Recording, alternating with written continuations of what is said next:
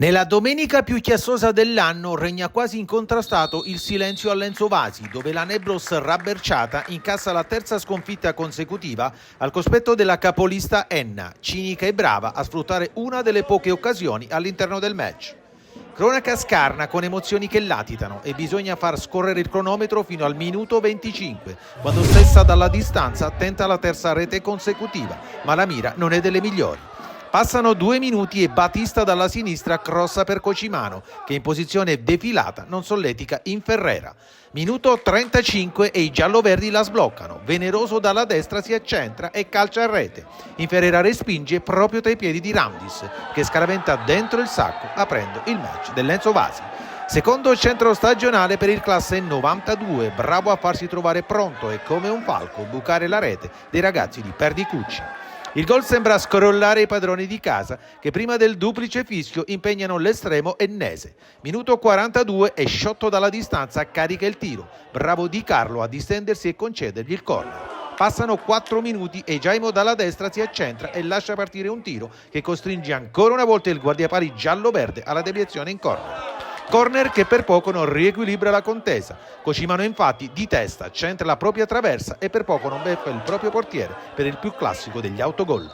La ripresa si apre sempre con Cocimano protagonista ancora in negativo. Veneroso pennella in aria e il numero 10 a porta sguarnita non riesce a raddoppiare incredibilmente. Fase di stasi del match con gara maschia ma senza grandi emozioni fino al 69esimo, quando a metà campo un'entrata di Silipigni su Sessa induce il direttore di gara ad estrarre il rosso.